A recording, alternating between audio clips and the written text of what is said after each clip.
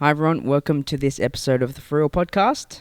On the podcast, we talk about our experience whilst we're practicing and teaching Kung Fu and Tai Chi here in Perth, Western Australia. I don't say that often. And we talk about how it benefits our lives and the three parts that make us whole: the mind, the body, and the spirit. Here next to me, as always, Sifu Guan Siu, founder and master of Jingmo Academy. Hello. Aka my Faja. My name is Jung Soo, and I'm a senior instructor here at the Academy. Whilst you're listening, and we have our segment where we answer some questions and wonderings from people. So if you have any, you can send them through to our email address, forreal@jingmo.com.au. That's FUREEL @JINGMO.com.au. For Real is about passion, it's about culture. It's not just about sharing a Chinese martial art, but it's about sharing the light at the end of my tunnel, and maybe this could be the light at the end of your tunnel. Or you can just enjoy some really cool content, and this is For Real. Alright, first things first, Dad, how are we? How was our week's training? Any noticings to share in the podcast?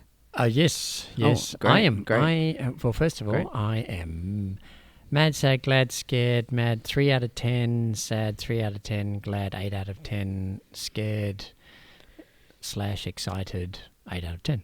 Okay. The noticings this week, I noticed this week that it took me more practice on Tuesday, really, to work through some big emotions that came up from the weekend. So I ended up doing 40 Yilus on Tuesday, 40, before I went to bed, ending the day, and I felt really clear. And then woke up Wednesday and it was like, wow, this is all very different. Okay. So that was it. Okay. So more practice helped you feel better. Yes, definitely. Summarize that. That's it. Yep. Yeah, cool. What about you? Well, I'm really hot. It's like 38 degrees in here in Perth at the moment or something like that. 39.5, I thought. Oh, okay, 39.5. So it's I'm sweating, as if you guys are watching on our YouTube channel, where it's sweat all over my face.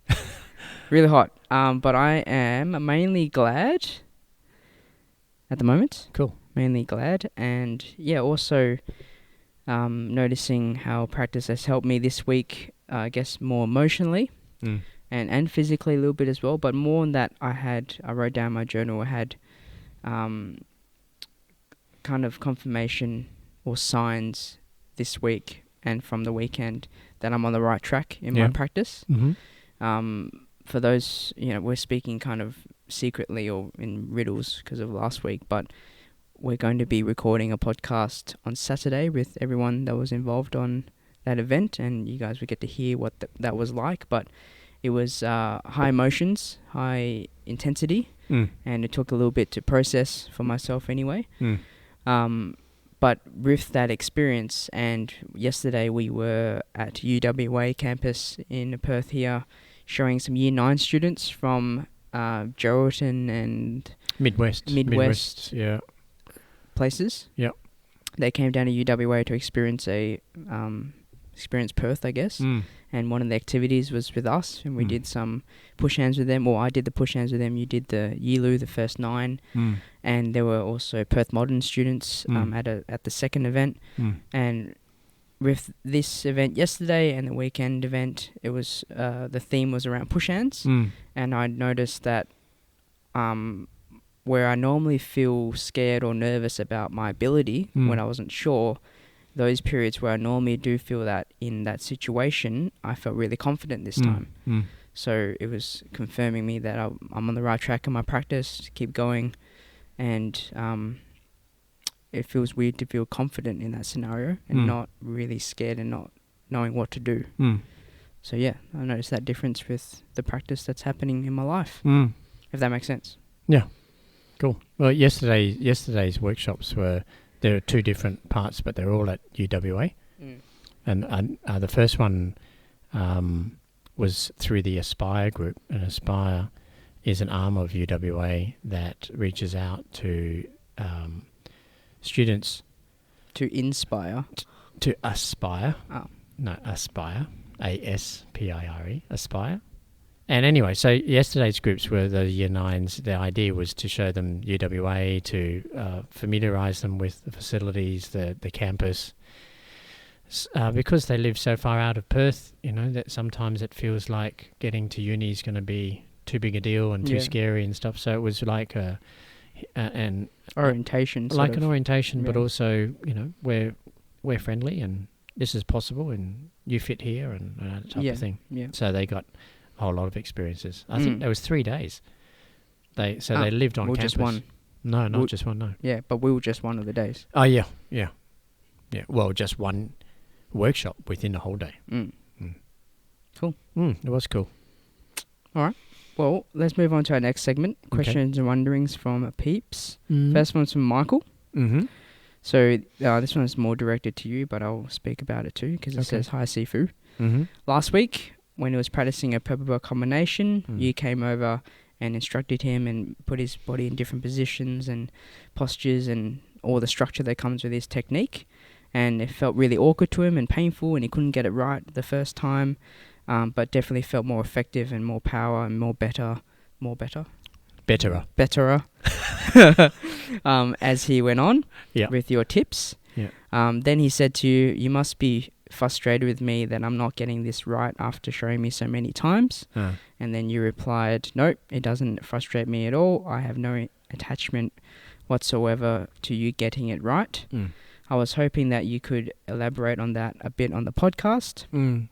He says, I've trained many people over the years in his roles at work from a leadership position and doesn't feel the same as you. That he wants the people that he's teaching to get it right because then he feels the outcome of their learning is directly reflective of the teacher, which is him. Okay. So to quote the words of the character Mr. Miyagi, he said from the Karate Kid, the original one. Yes. There is no such thing as a bad student, Daniel-san, just bad teachers. Not calling you a bad teacher by any means. Your instructions that you gave me from time to time are always a light bulb moments. They help me a lot and advance me each time. But I want to understand how you are able to detach from the outcomes of your students like this, or why you feel you should. Do you feel that if the Jingmo students at the academy are doing Kung Fu and Tai Chi poorly after years of training, that reflects the quality of the school or the academy and the instructors and yourself? Or is it entirely up to them to advance once you've given them instructions through daily practice and commitment, and there is nothing more that you can offer them and help them with advancing their skills? Lots there. Lots of questions, yeah. Yeah, lots of wonderings. Well, first of all, I remember that night, actually. Last week. Yeah, I remember that occasion. And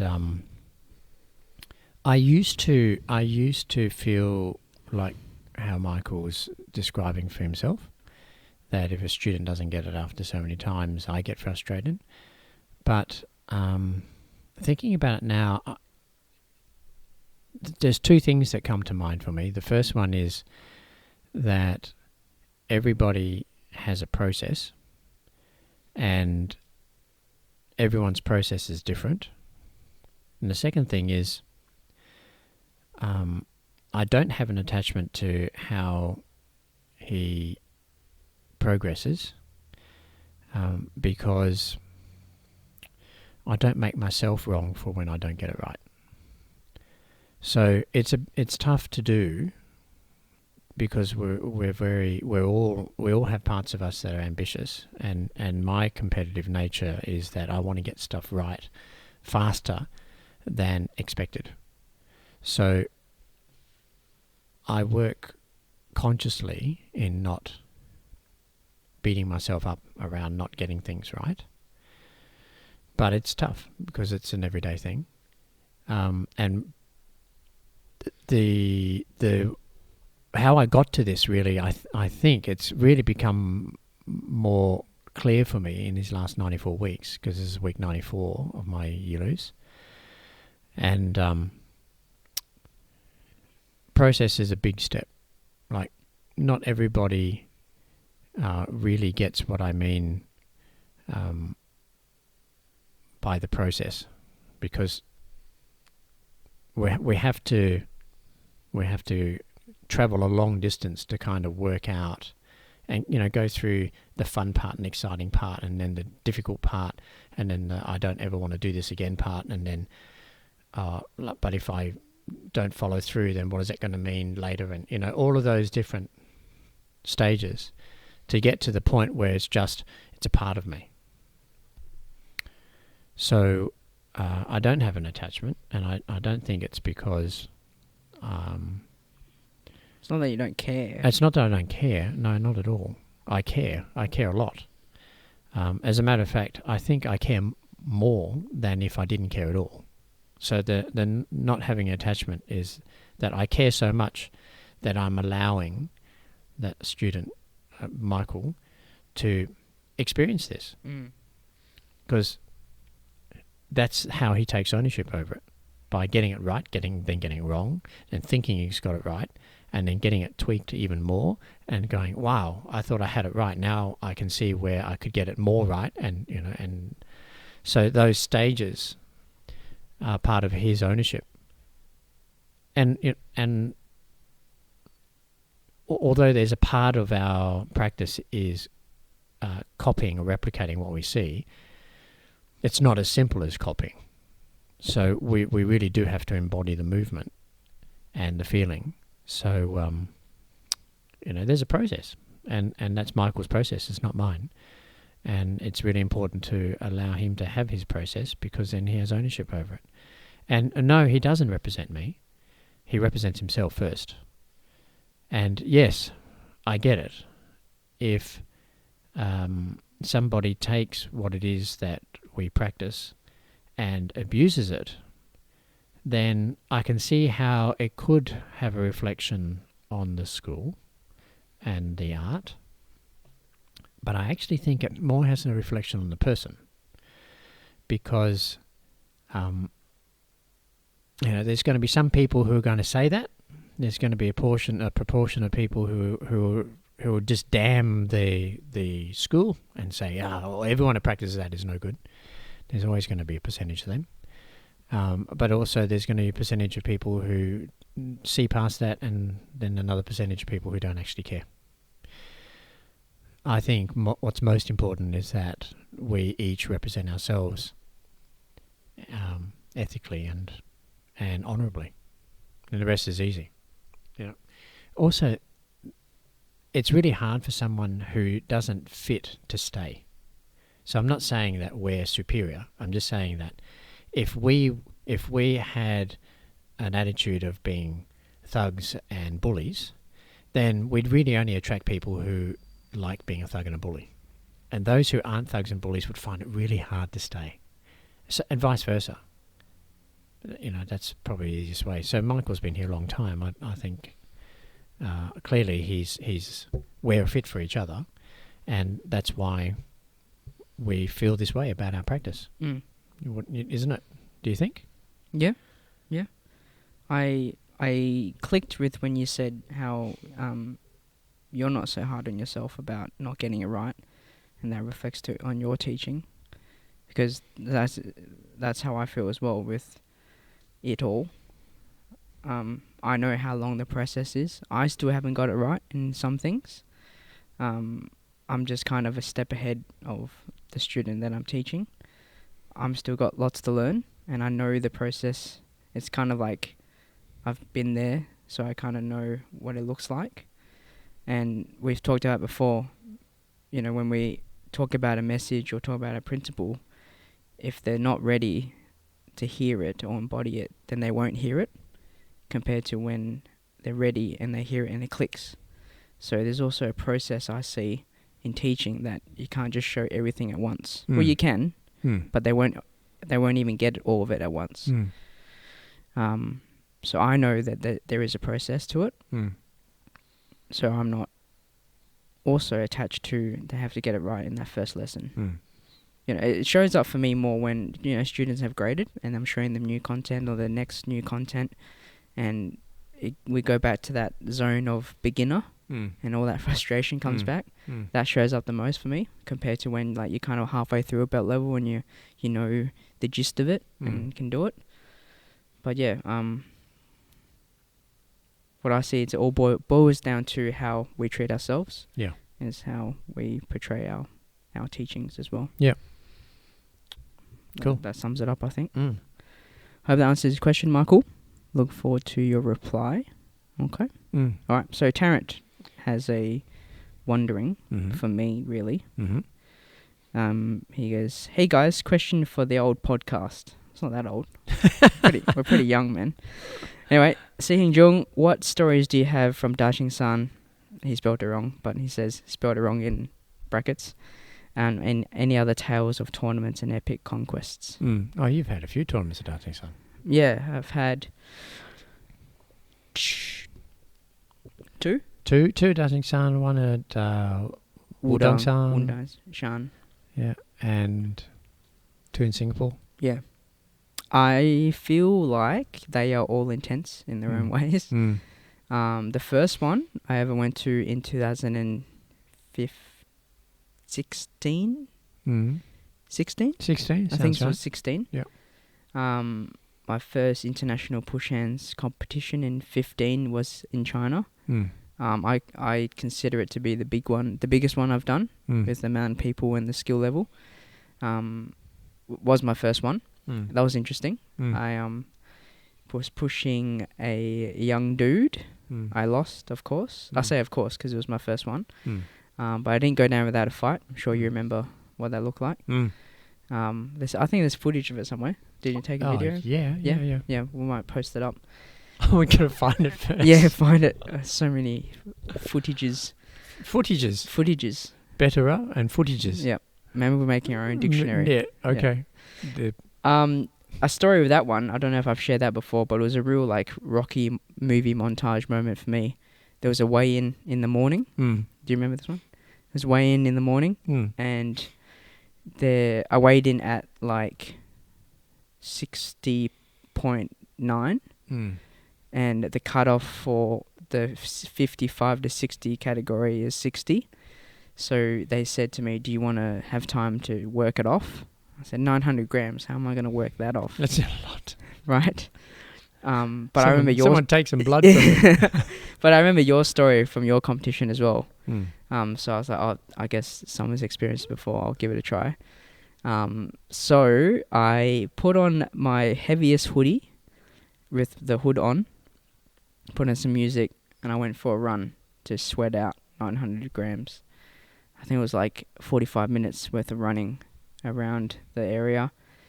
I came back in and I weighed in at 59.9. So I just made it. So you did get rid of all of that. I did get, so it was water weight or something, I don't know. Water weight. Water weight. So I got in to the 55 to 60 category, but that was a real nerve-wracking moment. It was my first international comp. The guy was speaking Chinese to me. I had others around me, translating and stuff like that. People were getting naked in the weigh-in room. Naked? Yeah, Asian dudes just getting as bare as they can to weigh in at the lightest. I was like, oh, what am I doing here? Yeah. And then I had to try and run it off to make it. I mean, I guess I could have just pushed at 60. Yep. 60.9, but I know it was a challenge, so I did it. Yep. Did my push hands, lost of course, but I learnt a lot in that it was intense and push hands is hard, and I was like, yes, I want to keep doing this. So obviously I am where I am today. And what was the another one? What was Wudang like? Because I haven't been there before. Wudang was kind of scary in a way. Mm. I shared already the bus trip. Small bus, more people on the bus that could fit. Got there. When did you share that? In the last podcast. Oh, really? One of the last podcasts. The last podcast? No, one of our last podcasts. Oh, already. Right, okay. Yeah, so I won't talk about that again because I already shared that. Other tales of tournaments. I think I've shared most of them. Whenever I talk to the guys in training and I tell them a story, they're like, yeah, I've heard it on the podcast. I'm like, oh, you know my whole life then. That's it for now until I come up with a new one that I haven't shared with everyone. Yeah. Do you have any competition stories? I don't know. Have I told them before? Probably. I don't know. Okay. my You've shared the one and you've shared the full contact one, full contact when I was fighting when I you were was a kid. 15, Yeah, yeah. you shared that one. Yeah, okay, cool. Well, the only other one really is the push hands. When we're talking about fighting ones, I've done lots of the form competitions. Yeah. Mine was in Dacheng-san as well, Mm. and mine was the year before yours, Yeah, it's 15. Yeah. 2015. Yep. Yeah. You sure? It wasn't 2014? No, Oh, no, it's it was 15. Yeah, 14, definitely. we were there together. That's right, yes. Yeah. 2015, first time ever. I remember we were down on the small Tai Chi square practicing in the morning, and Master Chen asked the whole group, as internationals, has everyone registered? And we was kind of, there's two parts to register, either doing the Yilu or doing push hands. And I didn't know the whole Yilu then, so I said, well, I can't really do the whole Yilu. He says, well, are you doing push hands? And I said, well, I've never done it before. And he says, oh, it's easy. I said, what's easy? He says, you just get up there and you do your best to stand up. Don't let the guy push you over or out. I said, oh, okay. So what are the rules? And he goes, oh, that's easy. I said, what? Well, how's it easy? There's only one rule. I said, what's that? And he goes, don't get caught breaking the rules. I said, okay, Master Chen, all right. But tell me, what are those rules? Yes. And I'm not meant to be caught breaking. So anyway, I got up there and I was there to have some fun and get an experience. Mm. And the fellow I was supposed to fight forfeited. So I went to the next round. Mm. And it turned out that my first and only bout was with Li Xiaohui. But before Li Xiaohui was part of Dacheng-san, he was Chen Village. And I didn't know at the time, but he was definitely focused, if I'm going to say that. Yes. And we started, and it was like we saluted and touched hands. Oh, I went to shake his hand to start, and he's looking at me weird, like, why are you shaking my hand? But that's what we do. It's a sport. So we shake hands. And he didn't know what to do with shaking my hand, so he did anyway, but like a dead fish, like, what the hell are you doing? So we shook hands, and then we got ready, and then it was like, Kaisha! And then next thing I know, I'm looking up at the ceiling. Oh, wow. I thought, gee whiz, that was cool. Like, how fast was that, right? And I actually told him, I said, very good, that's good. Yeah. And he looked at me again. Come on, let's go again. Why is this dude doing this? Well, because there's no animosity. It's a game. Yeah. And but then my competitive self kicked in, and I'm thinking, if I'm ever going to go down again, you're coming with me. And that's what happened every time. So I think he took me down. I took him down once. I think it was down once or out once. I can't even remember. Like, it was minuscule. It was like 11-1 or something like that. Mm. And then he just won consecutive points thereafter. But every time he came with me every time. And I remember that was the time that I dislocated my finger because it got caught in his shirt. Mm. And as I pulled him down, my finger got twisted. So I got up on the second or third last point, and my finger was bent sideways, and I put it back, and it wouldn't stay there. So I just left it, and we just kept going. Awesome. Anyway, so that was that. Yeah. And so he won. He went to the next round. I think he lost the next round, or maybe he won one more time and then lost the second. He didn't get into the quarterfinals, basically.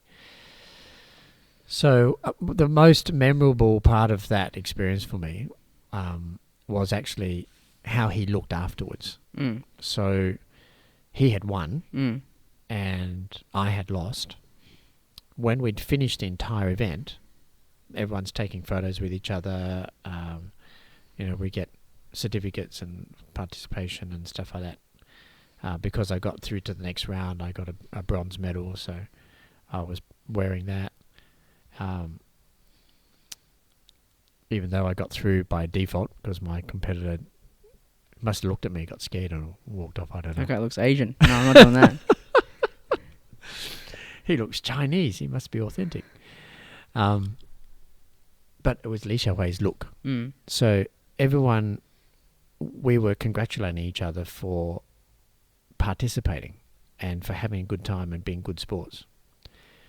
And he was standing alone with his helper, and both of them were talking to nobody. They weren't even talking to each other. Mm. And I remember him looking at me really puzzled, like, how is this guy getting so much congratulations from people when I beat him and no one is with me, right? And I remember that's how he looked. That's what I made it mean, anyway. And eventually by the end, and everything's being packed away, he came up to me and signaled to me if he could take a photo with me. I said, sure. So I took a photo with him. And that was it. Mm. And he was really lonely. Like, it was really quite noticeable. He and his helper, support person, just didn't speak with anyone. Mm. So I don't know. I make it mean it's the difference between trying to be scary and being respected. You know, the difference between getting people's collaboration because they're afraid of you, or their collaboration because they want to be a part of what it is you're doing. Mm. And they're two very different places. Yeah. You know. Well, it's portrayed a lot in films and stuff because it's a real thing. Yeah. Yeah, I guess. You know? Yeah. So that's my and also I was over the next category, and they asked me to go for a run as well. Oh. But when I came back, I was 150 grams heavier. Not lighter. Not lighter. And I think it's because it was early morning dew, and I must have collected water in my clothes because I didn't get undressed. It's like everyone's getting down to their jocks. And I know. That's, I'm not, it's cold. What are you on about? Yeah. I'm not getting undressed. But anyway, so that was it. Cool. Yeah, it's good fun. All right. Mm. All right then. Our next section of the podcast, video content, taking deeper dives in what we talk about in class. Well, it's mainly you actually. Okay. I've taken snippets Yep. out of the videos. Have a look, and we can talk a little bit more about it. Cool. All right. So this first one's called "I'm Not Attacking You, I'm Pointing at You." Oh, really? Yes. Did I say that? I quoted you, yes. I'm not attacking you, I'm pointing at you. Hey, I'm not attacking you, I'm pointing at you. Sounds like Isabella. I'm not arguing. I'm just explaining to you what I mean. Darling, you're arguing. No, I'm not. Okay, I'm just. All right, so this one, 6 p.m. class with John and Scarlett doing green belt stick jongs. Okay, here we go. And then there is understanding the characteristic of the weapon. So that's very important. So because different weapons have different characteristics. For example, the long range weapon, the guan. So the power of the guan is at its tip. So that's the dangerous bit. Okay, that's the bit we want to always be pointing towards our partner. So when we do this jong, can I borrow your guan, please? Thanks. So I'll do it with you. You stick jong number 3 or 1? 1. Okay. So you go forward. So yeah, point it at me. Point at me. That's it. Good. So the next move, point towards my knee. Come forward. That's it. Towards my knee. Yes, that's it. All right. And now turn over. Yep. Look what I'm doing. Pointing towards my knee. Correct. Yep. Then press off. 1. That's it. 2, towards your knee. 3. Notice I don't put my guan on the floor, you just put your guan on the floor. Yeah. Yeah. Yeah, the golden rule, because it'd be crazy if I said to you, right, when you pok sao, gao chui. That'd be nuts, wouldn't it? Yeah. Right? Because I'm so powerful, my gao chui has at the foot. No. That's right. So our guan never touches the floor. Okay, it's always aiming towards our partner, and you notice then it changes our distance immediately. Do you notice that? So the intent is completely different. I'm no longer attacking you, I'm pointing at you. I don't need to attack you, I'm training a weapon. We're not fighting with a weapon. I want to point it at you. When I point it at you, you have to point back at me. We develop habits, most important. It's like whenever I pick up something, like we've had Jingmos, right? Get attacked with, there was one green belt in particular. He was a auto electrician. No, it wasn't an electrician. He was a car mechanic, he was working on a radiator at the time, and he was under the car. Anyway, these guys, he doesn't know why, but they came in and started causing trouble. And he came out from under the car, and there was a guy there with a wrench, you know, those ones with two hooks on the end, and was going to have a go at him with it. What he did was he picked up a radiator and he blocked with the radiator, and he kept using the radiator to protect himself.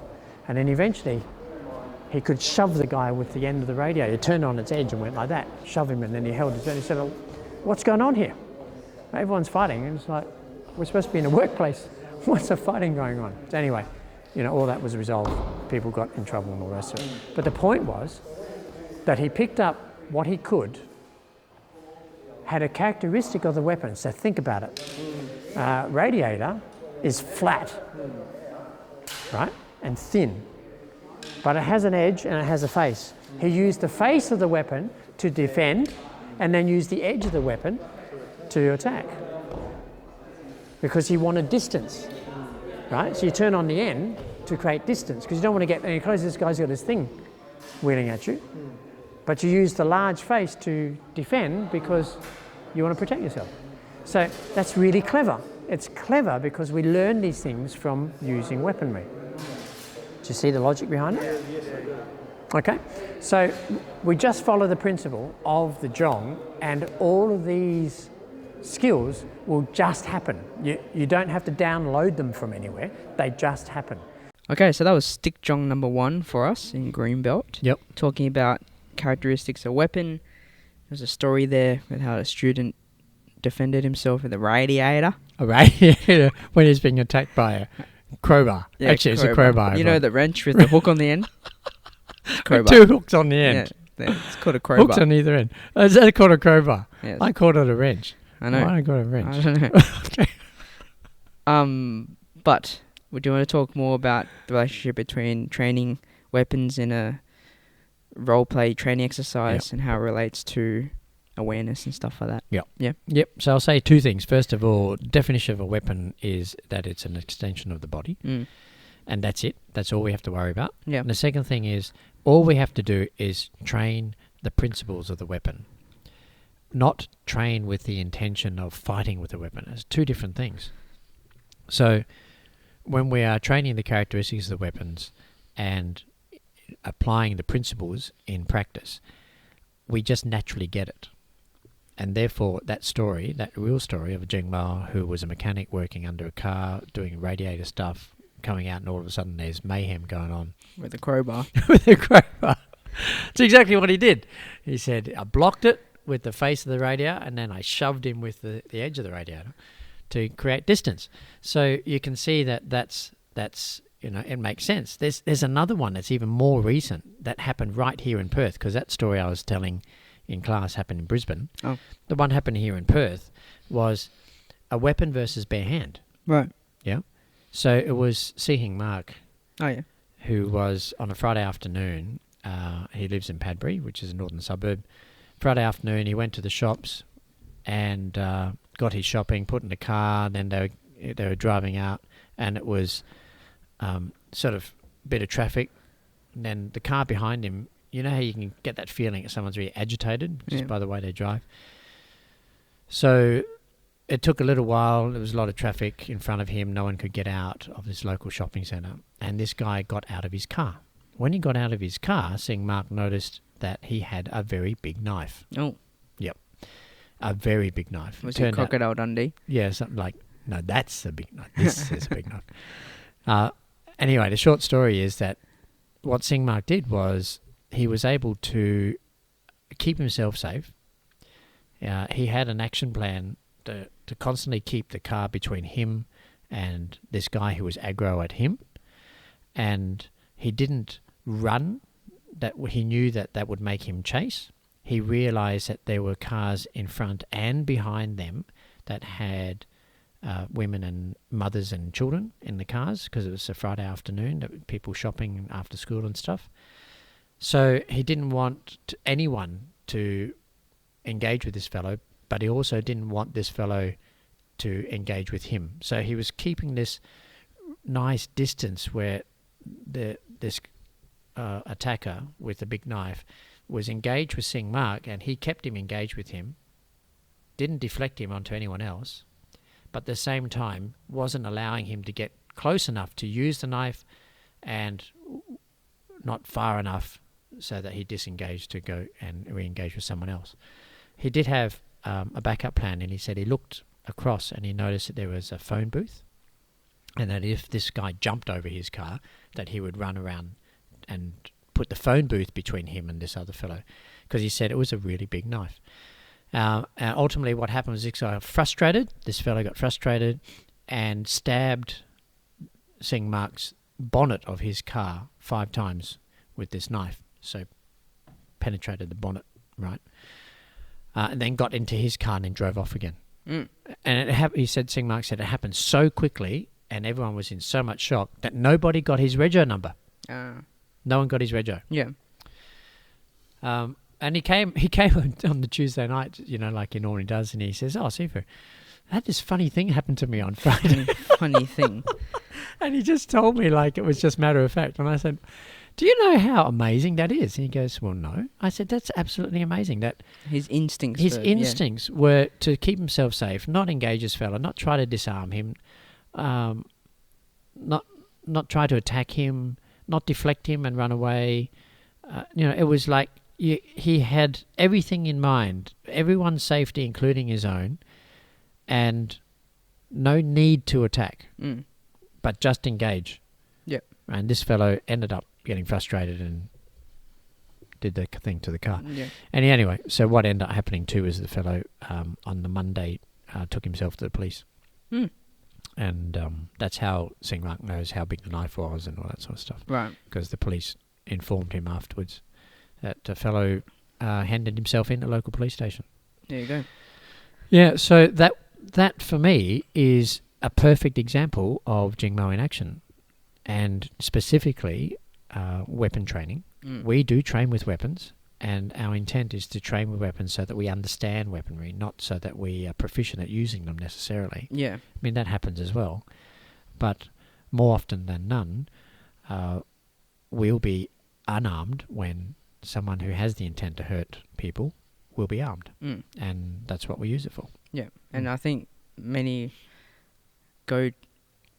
would go and engage with that person because they think they could take and disarm the knife. I guess it's a training thing. Like if you're trained by someone whose intent is to give you skills in order to disarm someone, so then what you're going to do then, of course, is when someone is armed, you'll do what it is that you're taught, which is to try to disarm them. Yeah. Whereas our approach is not about disarming them necessarily, but maintaining your own safety and the safety of everyone around you. Yeah. And so that awareness alone meant that Sing Mark didn't go looking for another weapon. Yeah. So he wasn't going to. He didn't have any intent on engaging him. Clearly the guy was having a bad day, and it wasn't his fault. So he didn't make it mean that he was being attacked by this fellow. Yeah. He was just pissed off. Yeah, and it's rare to have, or it's hard to have that awareness of yourself and everyone else around you. Yes. Yeah, absolutely. I think that comes from our multiple opponent training, though, that we started in Purple Belt. And Sing Mark's been here a long time. Yeah. So a lot of his skills are well and truly embedded in the way he approaches things. Yeah. I was just saying it's really unique. It is unique, yeah. The general thing would be to toughen up and try and have a go. But you might get hurt in the meantime. Yeah. Awesome. Oh, yeah, it is. Cool. Good story. Next video Thanks, content. man. I'm glad you enjoyed it. Yeah, thanks. Nice.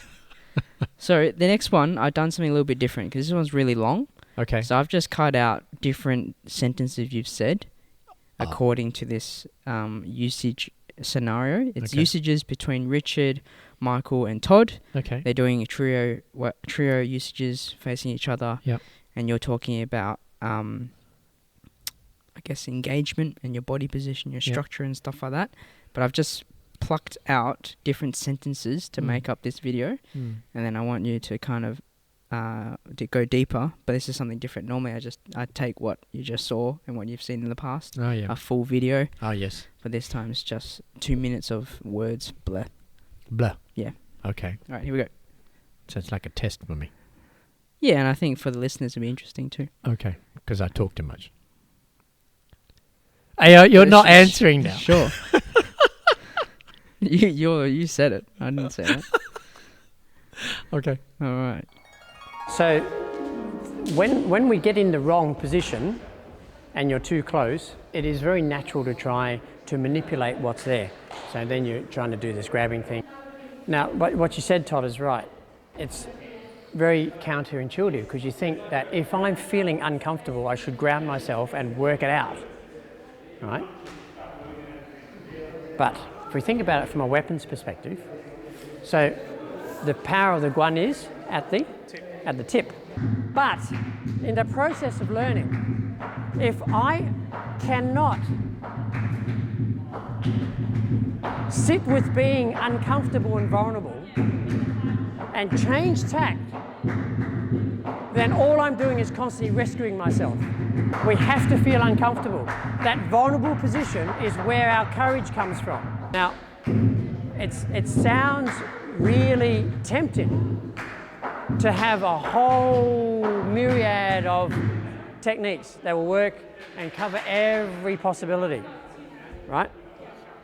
But that is not the objective of the skill. The objective of the skill is to be able to achieve more with less.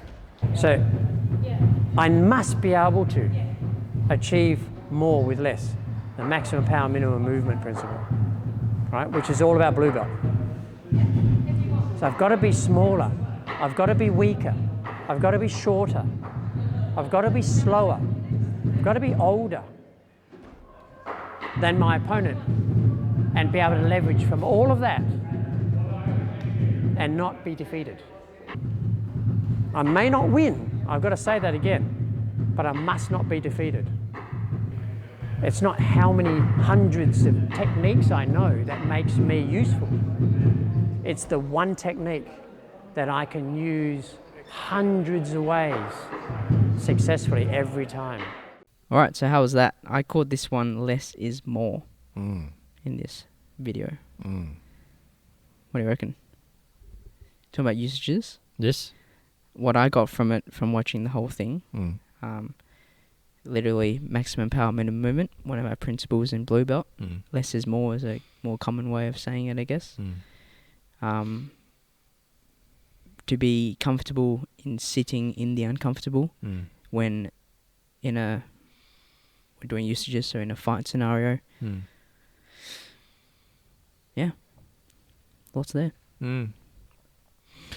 I admit it's hard for me to recall that lesson because of all the pieces that are missing. Yes. In there. Challenge. So Challenge. So man. I've been challenged. And then the line dancing started, line dance practice. Mm. So I had to start yelling in that class as well, which is all right. Yep.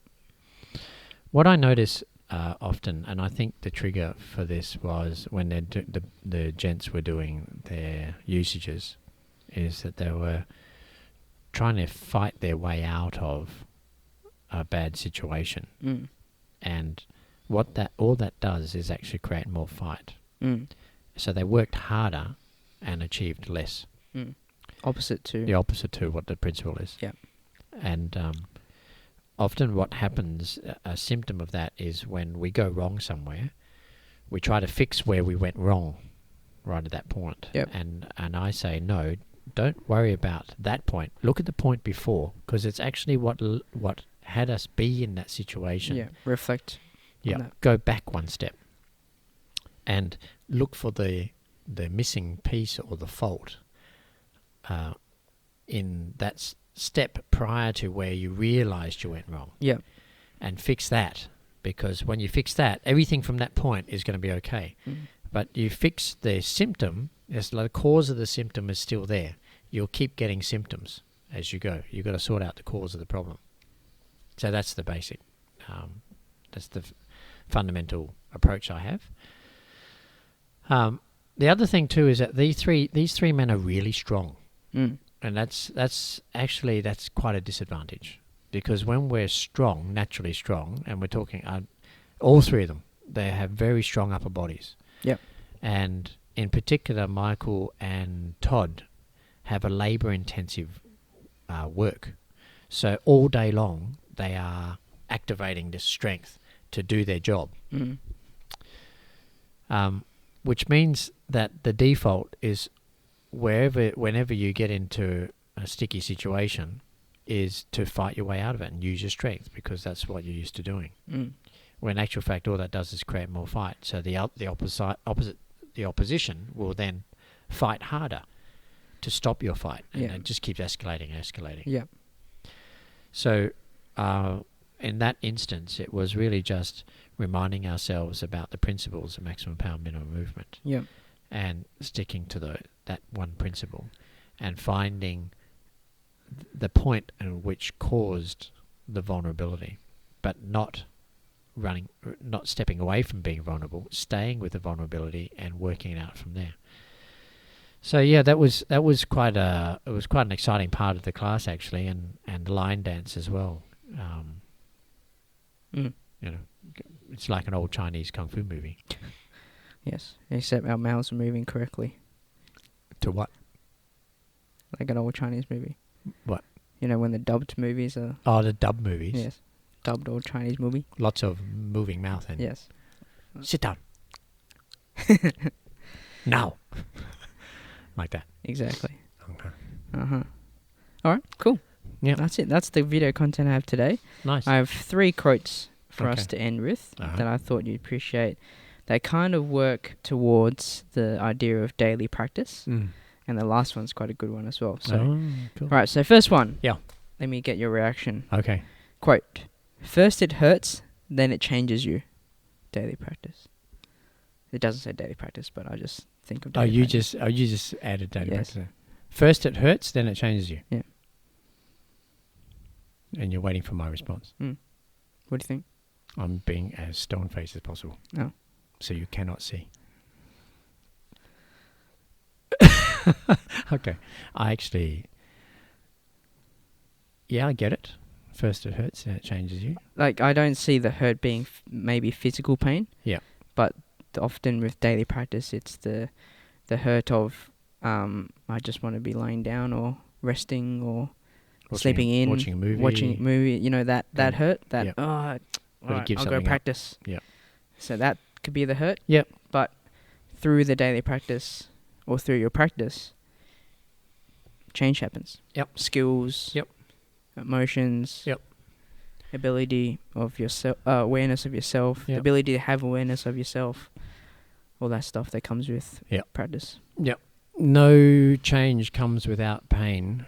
I know that because we're moving house before Christmas in a few weeks. It's like decluttering and trying to fit a large 3-bedroom house into a small 3-bedroom villa. There's a lot of pain in that. Okay. So I know about the change pain because we have to make decisions. And it happens, in my experience, that pain happens regardless of whether we're changing for the better or for the worse. Yeah. There's all change. Sure. Okay. Cool. Who was the quotee of the? There was none. Oh, anonymous. No. Yeah, it was on a Instagram post of a page. Dinner one. Okay.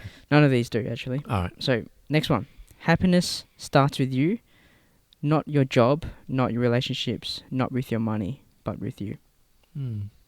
So how I see that related to daily practice is, once again, daily practice for me is quite healing. Helps me center myself, all parts that make me whole, mind, body, spirit. And for me to actually feel like me and feel happy and be able to do the things I want to do, I look after myself. Meself. Myself. Me. Yeah. It's another one. Meself. Myself. Look after myself first, and that creates some joy and happiness. But, not necessarily your job or the external things that can make you happy. You have to make yourself happy, yourself first, happy, self first, happy. Like new bags, for example. My new bags are great. You just got a new bag. Yeah. All right. Okay. Can I add to that? Sure.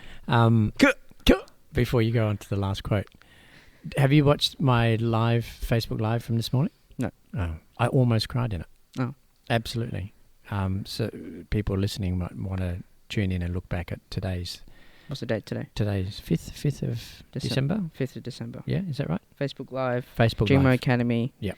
5th of December. Yep. Facebook Live. Because I was talking about daily practice and how important it is to us, particularly in this time now as we're approaching Christmas and the end of the year, and how much pressure is looming for all of us. Yep. And I just got really in touch with how lonely and how desperate this time of year can be for some people. And that in particular a friend of ours, whom you know, is having a really tough time at the moment. And trying to encourage him to get back into his daily practice because he's an artist. And to get out there and make things. This is what he does. Okay. So yeah, this morning I just felt it kind of rise and I thought, oh dear, what's that? And I was just talking about how important it is for us to take on a daily practice. For our happiness. For our happiness, because it is. It is about the joy. Yeah. All right. Last quote Yep. for the podcast today. Uh-huh. You will never change your life until you change something you do daily. The secret of your success is found in your daily routine. Where do you Boom. find all this stuff? Boom.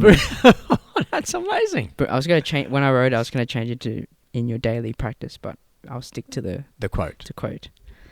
Boom. Wow. So it's not just us. It's No, a thing It is that a everyone thing. knows about. Oh yeah, of course. Yeah. No, we didn't know. come up with the I know. content I of know. practice. I didn't. Yeah, no. Yeah. But I'm just saying Wow. that it's not just us that No. we're so into it. That's Yeah, really cool. Yeah. There's nothing for me to say about that. No, is it does, just- does it? Hey, that's why I ended with that one. Nailed it. I put it down first, and then I Yeah. had to jot it down third, and with a good one. Yeah. Nailed it. Nailed it. Absolutely. Reached my quota. That's cool. What quota? I don't know, just playing on words. Oh, okay. Quota. Quota. Oh, okay. Quota. All right. Well, that brings us to the end of the podcast episode today. Yep. Before we sign off, Yep. anything to add, my Don't- Faja? yes. Don't we have a special episode coming up? Yep, I did say that at the start of the episode, but Oh, I'll cool. say it again. Yeah. Next episode, which you'll be hearing, is an episode with a panel of people Yep. from Jingmo Academy talking Yep. about a experience we all shared Yep. at an event, but we'll elaborate more on that podcast. Cool. Make sure you tune in. That I release the podcasts every Friday Yes. around noon, Okay. around 12 p.m. So So tune in. will the next podcast be a special episode and we'll continue with the regular Fridays, or it'll just be... No, just be Friday? yeah, just be Friday. Add Right. it in. Oh, I'm a bit sad about that. Why? Oh, I thought it'd be nice to have a special episode. and You then want we're you still want to going- edit it? Okay. Are you... Yeah, do you want to edit it? Add it to You your wanna week of. edit it? Yeah. You want to edit it? Yeah. Okay. Yeah. That's what I thought. Parents out there will get this. Yeah. The children looking at you with their eyes, dagger eyes. You want to edit it? But anyway. 'Kay. Thanks for listening. Cool. You can check out some more For Real content on Instagram at For Real Official and on YouTube at For Real TV. And I'll just plug myself. I'm starting my vlogs again, my video logs of my daily practice as well, sharing with you the ups, the downs, the good things, trying to be a little bit cinematic as well in my recordings. Yep. So yeah, go check that out. That'll also be released every Friday. I've released my first one. Yep. It's called what daily practice means to me. So you can go check that out right now and wait for the next one. Cool. But anyway, thanks again for listening and tuning in. We'll see you in the next episode. See ya.